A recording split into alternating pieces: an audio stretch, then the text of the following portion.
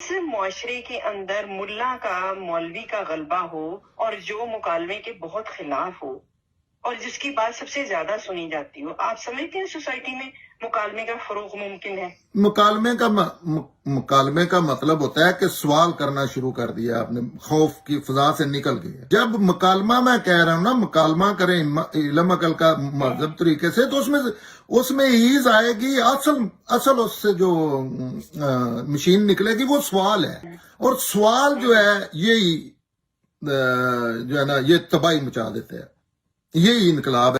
جب آپ ابھی سوال کرنے کی آزادی ہو، یہ نہ ہو کہ انہوں نے یا مجھے جوتے پڑھنے ہیں یا مجھے قتل ہو جانا ہے میں نے.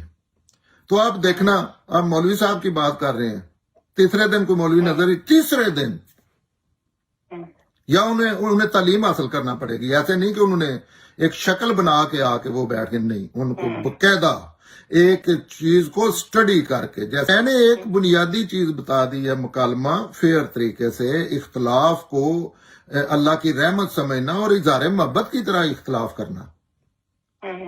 بہن جی آپ کی بات اپنی جگہ آپ ایسے سمجھ رہے ہیں، لیکن یہ دیکھ لیں، یہ علم عقل کے معیار پہ پوری نہیں اتر رہی.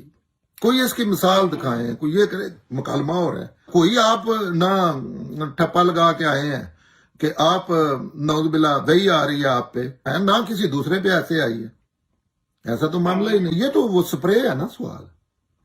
آج آپ کسی بندے سے پوچھیں، ایک لوگ لے کے مولوی صاحب کی بات کر لیتے ہیں، 10 بنیادی چیزیں بڑی اٹھا کے ایک ہی دیکھ لے یہ فرقہ کیسے بنا لیا ہے. قرآن میں ایک آیت، ہر بچہ ایک آیت اٹھا لے، کہ یہ قرآن میں لکھا ہے فرقہ پرستی مشرکوں کا کام ہے.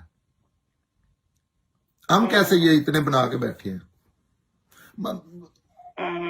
اچھا، پھر آگے سے وہ کہتا ہے چپ کر گستاخ، اس کو اٹھا کے باہر پھینکو. پوری مسجد اعتراض کرے، وہ کہ آپ پاگل ہے، اس کو اٹھا کے باہر پھینکو. ایک آدھ انسیڈنٹ ہوگا، سارے معاملے ٹھیک ہو جائیں گے.